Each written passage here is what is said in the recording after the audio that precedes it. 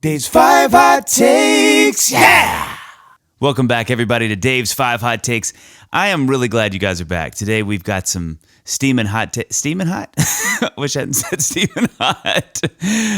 They are hot. They are. We got some hot takes. It's a fun day of takes. Take day. So buckle up, get nestled in there, get your smile on, comb that mustache, pull the visor down, and get your sunglasses on because it's time for some hot takes, folks. Hot take 1. I'm coming in hot because this one really boggles my mind. I mean, I think of all the things in music that really I have to sit with and sort of reconcile myself to is this crazy fact that singers and songwriters who wrote their songs, so like the Beatles or Stevie Wonder, or the list is literally never ending, but the archetypes of songwriting to me will never be able to enjoy their songs like we enjoy them. And here's what I mean by that. And I can attest to this from my experience, and I think this is universally true. I really do. I think when you have created something, you always see yourself in it. You see the cracks in it. And it's just it can't be enjoyed because you made it. You know, it's like you're always going to have some view of this piece of music that's different than everybody else. And it makes me so sad to think that Paul McCartney can't sit and listen to Yesterday and be absolutely floored like we can. Stevie Wonder can't sit and listen to, any of his songs. I mean, any of these artists can't. Elton John, Billy Joel with New York State of Mind, whatever the song, She's Always a Woman. Songs that would wreck you and I will sit and listen to and just be, in tears. And these guys and gals can sit and they just, that's good. Or, man, I like that part. And I think that's a little why it's always, it's a little confusing when you see one of your favorite artists sit in an interview and they're like, Paul, what was it like writing Let It Be? And they're just never going to be as profound as you want them to be because they made it. But you ask me about that song and I'm going to talk to you for hours about how profound it is or what it's done to my life or what I think about when it's played. And that just blows my mind. When you've created something, you know it, you view it differently, and you'll never be able to see it like others do, which is this sort of grace, I think, from God in a weird way, maybe, that you will never be hyped on our own juice, which I've never said that phrase before. Dave's 5 Hot Takes, hyped on our own juice. But it's the truth, and I think it'll really affects me when I think about people, especially in interviews when they're commenting on their own art, why it never seems they're as excited about it as I would be. It helps me understand that and why I think that's true. Hot take 2. So I love weird bridges. That includes Bo. It includes the one to Terabithia and the one over Troubled Waters. I'm sorry. Dad jokes abound and we're having lots of fun. One of my favorite bizarre weirdo bridges in pop music history is Say You, Say Me by Lionel Richie. This song is so straight ahead, and you just know exactly what's happening. Say you, say me. You're like, yeah, I get it. They're together naturally. You get it. And then the bridge does a couple things. First of all, it jumps 25 beats per minute in tempo. From 63 to 98. That is from like a slow song to arguably a fast song, 25 beats per minute. And then it slows back down after the bridge, back to 63. So it's like, hey, here's a little fun offshoot. And then we're back. We're back in the main tributary to the main river there. And that was weird. I wish I hadn't said that. And not only does it do that, but it does this weird sort of pseudo weird key change where it goes from there, say it together, naturally, and then it goes, oh yeah, and I can't tell. It does this 5 if you're in the original key of G sharp. It's the 5, but it's sort of like ambiguously, I think it's the 5, ambiguously minor major. It's really hard to tell what's going on. But basically what's happening is if this is your 1, he goes flat 3, 7, 1 or 4 to 1. Flat 3, 7, and then kind of this weird 5, I think is weird.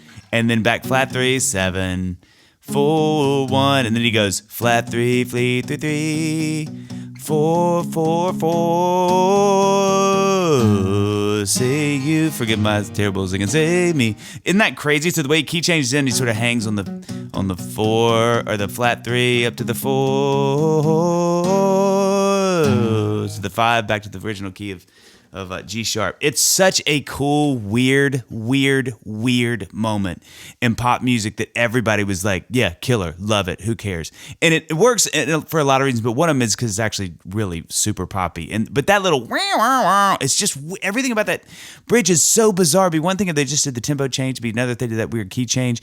But everything that's happening is just weird, and I don't know if it's done to just sort of get you out of your weird brain and get you like realizing like I just want to go back to a safe place, Daddy, please take me back home. And it makes the back half of the song so much more potent and lovable. I have no clue, but I do know that I love it. Hot take 3. I think if somebody came to me and said, you're from the South, what is one song that's sort of, you're the most proud of as far as Southern culture song? I think I would say Sweet Home Alabama. Now listen, I'm not speaking to the racial undertones of this song because I'm not even sure I understand them. But as far as a piece of art that has been created that to me is completely bulletproof, Sweet Home Alabama is perfectly played, recorded, crafted, created. It is perfectly executed.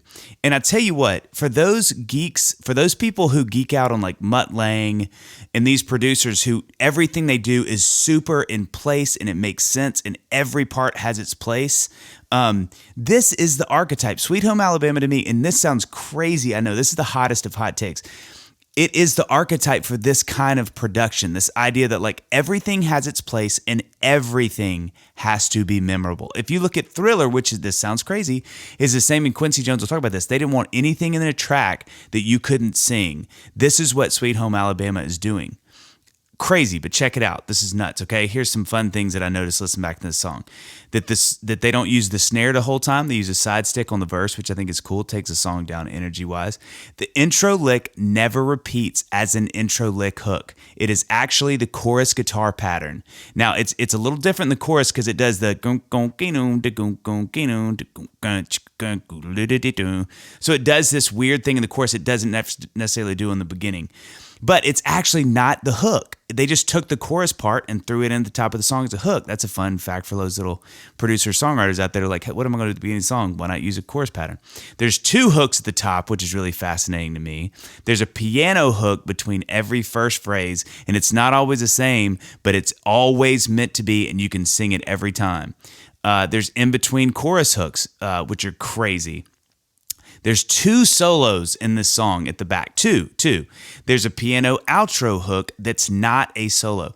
So much of this song, there is no wasted space. There's no fat. This thing is trim and slim and ready to rock as a song can be in a time where you couldn't edit the crud out of things to make them right. You had to play them. And I think that's what's so crazy about this band is they're a Southern band who's kind of got this image as, sort of vagabonds and long hair and we don't care and we're Southern, but their commitment to sort of execution and perfection is incredible and is on display in this song. And I challenge you to go listen to this song and really pay attention to what's happening because there is no wasted space in the way that they use these parts and how I bet you if you know that song at all, you can sing every hook of every instrument in that song. It's pure genius. Hot take 4. So this one is a tricky one. This one makes me laugh, I have to admit. So I grew up listening much more to Bobby Brown than I did Led Zeppelin, which I know is a shocker to people. But we just didn't listen to much Led Zeppelin. I love them now. I love their music, but it just wasn't around for me growing up. So the funny thing about that is like I knew Humping Around, which what a great song to know as a child. But I knew this song, ain't that way.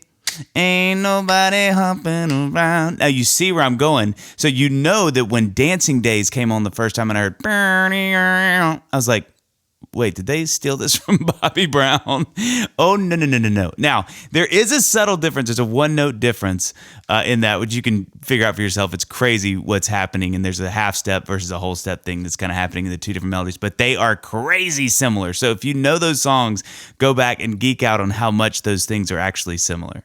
Hot take 5. In my humble opinion, Missing You by John Waite is the OG. It is the original gangsta song of the 8th note like nostalgic songs, that sort of vibe. It's the GOAT. It is the song to me that I think if you're sitting down trying to write something that feels like that pulsy eighth note, that sort of vibe, you're not going to touch that song. One, because his voice is freaking magic.